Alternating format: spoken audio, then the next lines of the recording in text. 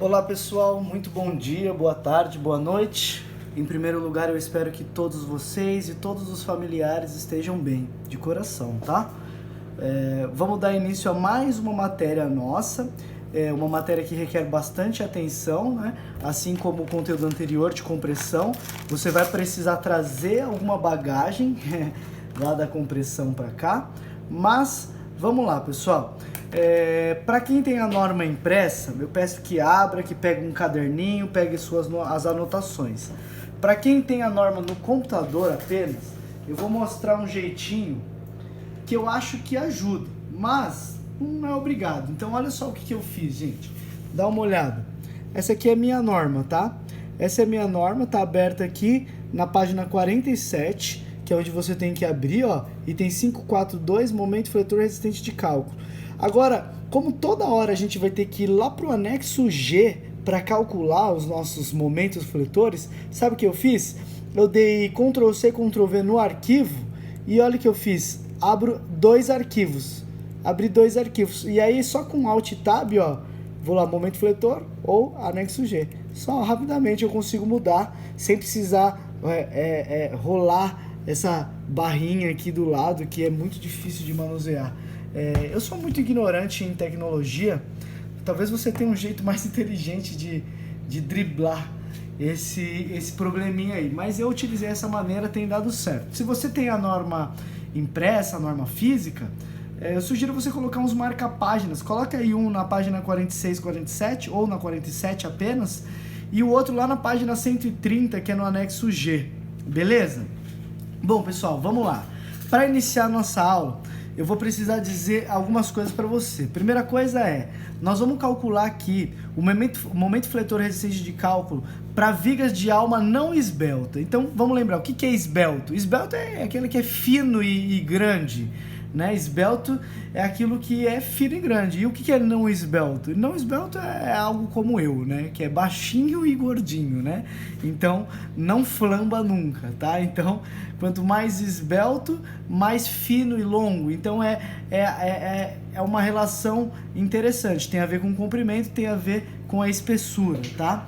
Então, pessoal, como no nosso curso, nós vamos tratar de vigas somente de alma não esbelta, tá? Nós não vamos ter tempo hábil de tratar de todos os tipos de viga, tá? Então as almas não esbeltas são aquelas um pouco mais grossinhas, então é um pouco mais tranquilo o cálculo. Para vigas de almas esbeltas, você vai ter que utilizar o anexo H, tá? Agora nós vamos tratar com o anexo G, beleza? Agora, como saber se a viga que eu escolhi ali naquele perfil na tabela da Gerdau ou na tabela de outra empresa aí, como saber se aquela viga tem alma esbelta ou não?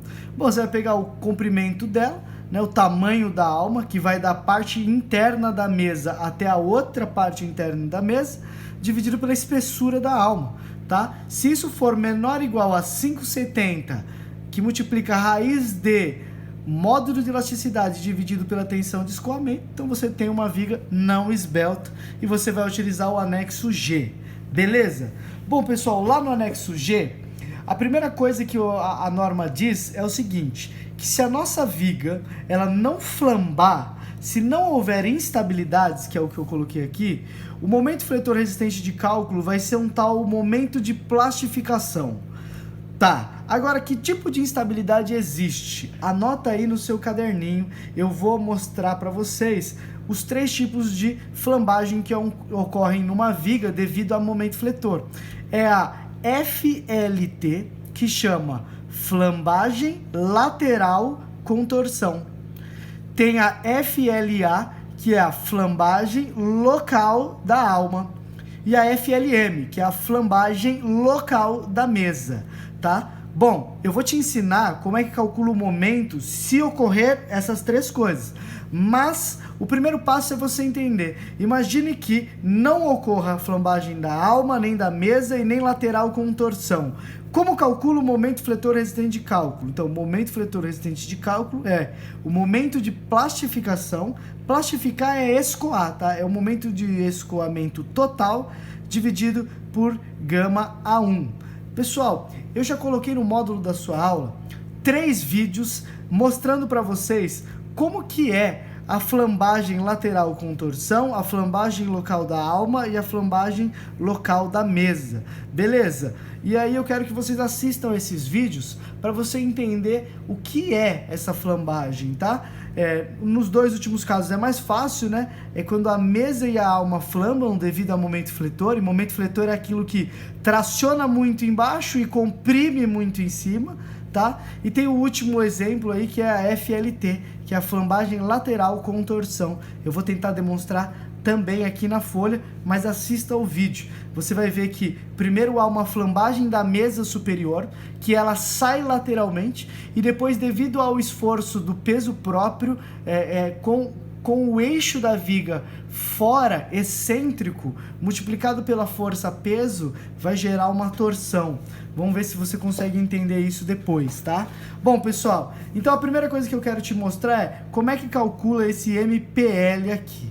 Bom, primeiro eu vou te ensinar da onde vem o cálculo desse MPL. Não vou adentrar muito não, mas vou te mostrar da onde veio. Então, olha só. Imagine que eu tenho uma seção I aqui, uma seção I, tá vendo? E aí, aqui ela está solicitado por uma tensão menor do que a de escoamento. Então, traciona embaixo, comprime em cima, beleza. E aí imagine que eu cheguei na tensão de escoamento. Sabe o que acontece? Ela escoa a parte da tensão e depois essa tensão ela para de crescer e começa a escoar o resto da seção.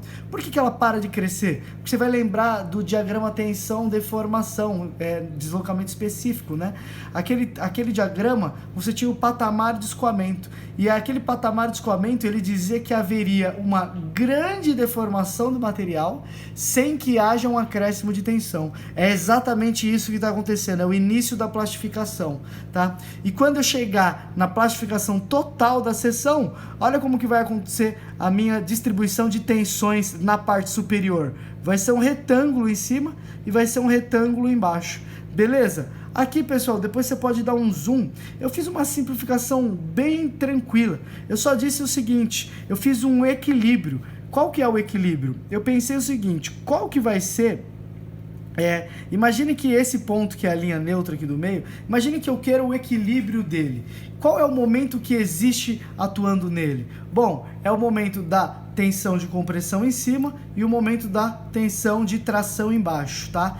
Tensão vezes áreas dá essa força, a tensão de baixo vezes área dá essa outra força, e aí eu posso fazer esse equilíbrio aqui embaixo, ó, forças vezes D1 mais força vezes D2, é o momento total que age ali. Esse é o momento de plastificação, que dá essa continha aqui, ó, que eu coloquei embaixo.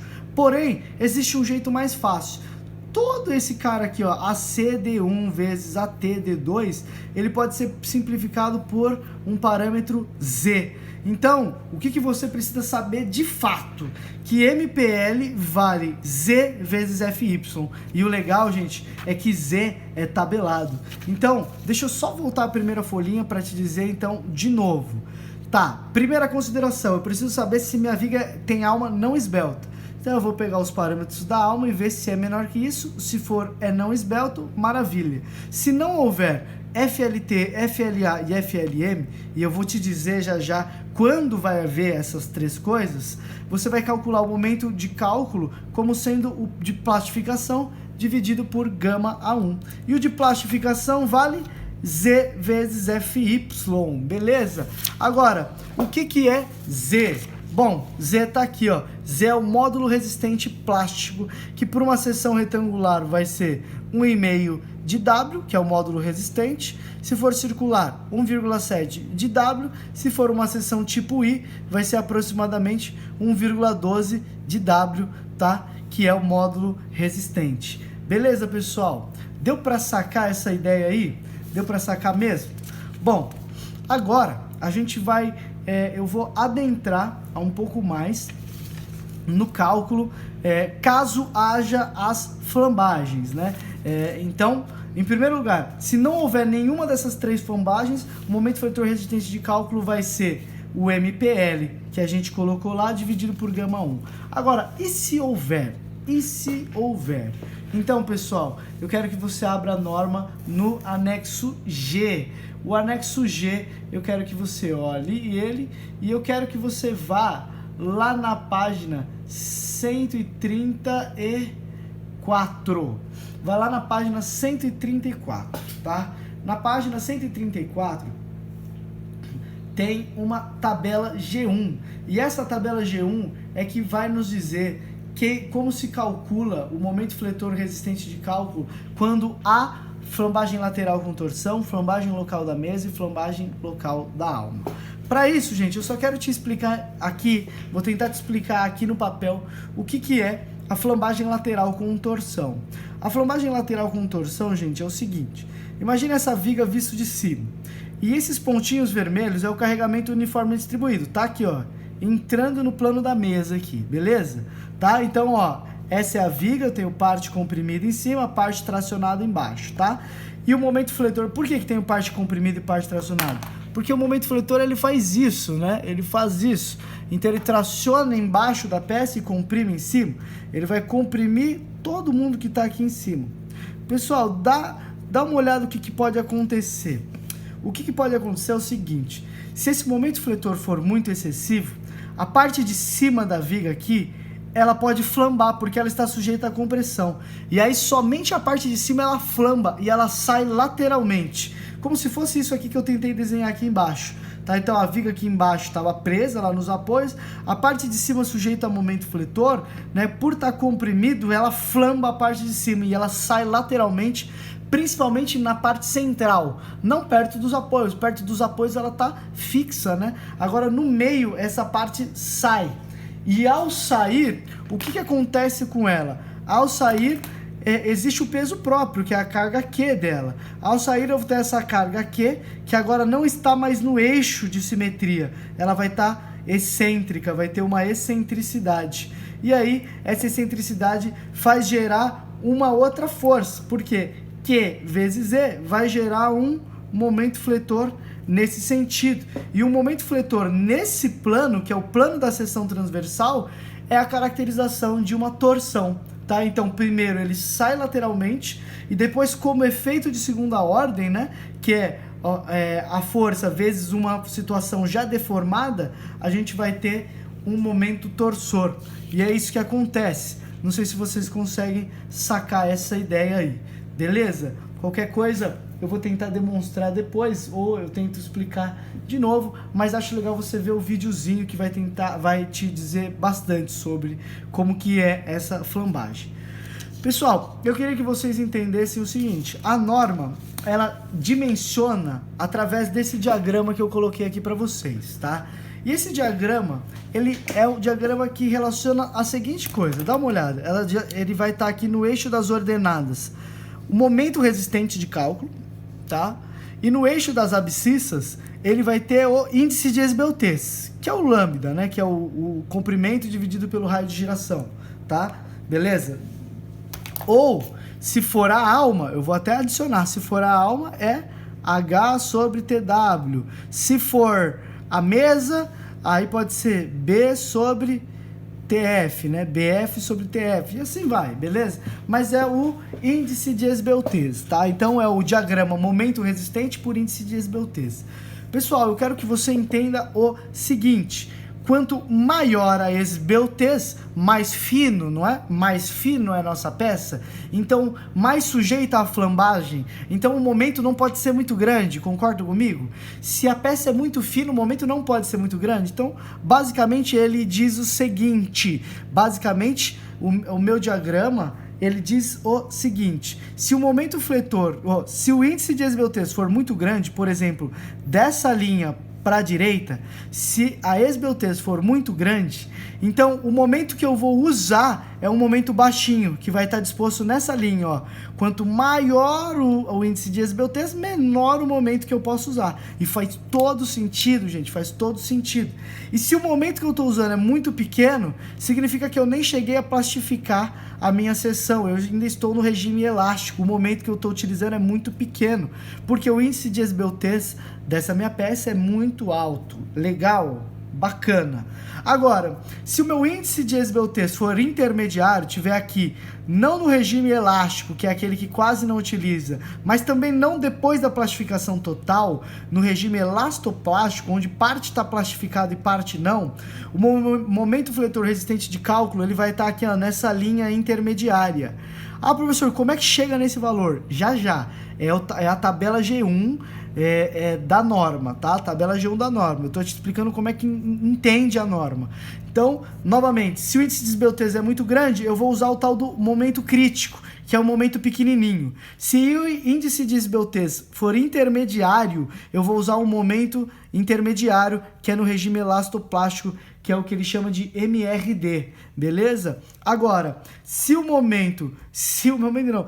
índice de SBUTs for muito baixo, ou seja, uma peça que não tem, que a SBUTs é muito baixa, ela é bem robusta, ela é grossa, essa peça, aí eu não vou ter problema de flambagem. Se eu não vou ter problema de flambagem, eu posso utilizar o próprio momento de plastificação para calcular a minha viga, que foi o que eu disse, gente, na primeira página. Vamos complementar agora. A primeira página eu disse que se não houver FLT, FLA e FLM, o momento resistente vai ser o de plastificação.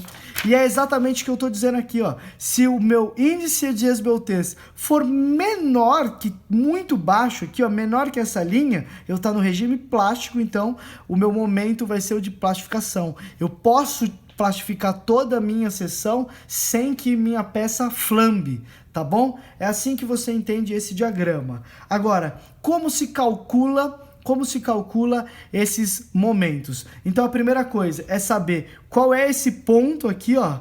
Qual é esse ponto e qual é esse ponto, para saber se o meu lambda tá maior que ele, tá intermediário ou tá menor que ele. Então eu preciso calcular o tal do lambda P e lambda R. Como calcula lambda P e lambda R? Tá na tabela G1. Tá escrito lá como calcula o lambda P e o lambda R para cada uma das peças. Para a seção I com 2 eixos de simetria, para a seção I com 1 eixo de simetria e para outros tipos de seções. Tá lá na tabela G1, beleza, gente? Para momento fletor. Mas basicamente você precisa entender o seguinte: tanto para a alma, tanto para a mesa e quanto para a peça como um todo, eu vou calcular a SBUTs e vou ver se ela for maior que esse valor, eu uso o crítico. Se ela for intermediário, eu uso o MRD. Se ela for menor que o plástico aqui, ó, que o lambda P, aí eu vou usar o MPL. Beleza, pessoal? Deu para sacar isso? E olha só o que vai estar descrito lá na norma. Na norma vai estar descrito basicamente isso no anexo G. Quando a gente for fazer o exercício na próxima aula, eu vou mostrar o exercício, eu vou demonstrar, mostrando a norma para vocês. A norma diz então o seguinte: se o lambda que eu calculei, do perfil que eu escolhi, for menor que o lambda P, que está descrito lá no anexo G, então quer dizer que ela não sofre influência da FLT, FLA ou FLM. Então o momento vai ser MPL dividido por γ1. Beleza, pessoal? Tá, nesse caso aqui, eu estou descrevendo ela para FLT, beleza? É isso que está lá na norma. Se o regime for o intermediário, ou seja, menor que o lambda R e maior que o lambda P, tá? Maior que esse lambda T, mas menor que o lambda R, eu tenho essa fórmula para calcular aqui, cuja esse CB tá lá na página 47, tá? Eu vou até escrever aqui embaixo, ó, página 47. Não vou mostrar para vocês agora, vale a pena só na hora do exercício, senão vai ficar muita informação, muita coisa para vocês calcularem. Mas se for o intermediário para FLT, você usa essa fórmula. E se for maior que o último, ó, aqui é o cálculo do CB que está lá na página 47. Se for maior que o lambda R, você vai usar o momento crítico, que também está lá no anexo G, como se calcula esse momento crítico. Pessoal, para a flambagem local da alma e da mesa, o raciocínio é o mesmo. Você vai calcular o lambda. Se ele for menor que o lambda P, é o MPL dividido por γ1. Se ele for intermediário, aí é o MRD. Perceba que aqui eu não tenho o CB. Então, para FLA e FLM, a fórmula do regime elastoplástico é levemente diferente. Por isso que eu separei, beleza, gente? Tá tudo isso no anexo G. Mas o que eu quero que você entenda é como se calcula a flambagem. Bom, se ela for sempre, se o índice de esbeltez for sempre menor que esse lambda P que está descrito no anexo G lá, se for na tabela G1, você calcula como momento de plastificação, que nós já vimos que era o Z vezes FY dividido pelo gama 1, tá? E o Z é tabelado, 1.12 de W e assim vai, tá? No regime elastoplástico é essa fórmula aqui, tá? Que você vai precisar só de alguns parâmetros. No regime elástico é essa última fórmula, todas elas obedecendo a essa ideia aqui, ó. Todas elas obedecendo a essa ideia. Se a esbeltez for muito pequena, então não tem flambagem, então eu posso plastificar a peça toda.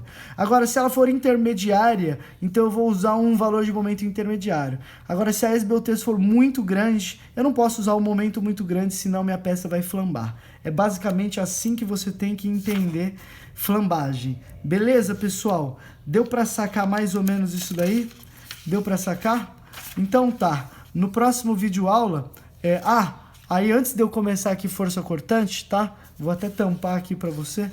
Antes de eu começar a força cortante, o MRD final, então, vai ser o menor que você encontrar entre o MRD da flambagem lateral com torção, flambagem local da alma e flambagem local da mesa. Beleza? É assim que se faz momento fletor resistente de cálculo para vigas em estruturas metálicas, pessoal, de acordo com a norma 8800. Momento fletor eu não acho um bicho de 7 cabeças, não, acho mais fácil que compressão. Basicamente, você vai ter que determinar o índice de esbeltez, ver se ele é menor que a esbeltez P, ou maior, ou ver se ela é intermediária, e aí entrar na norma e ver qual fórmula você vai utilizar.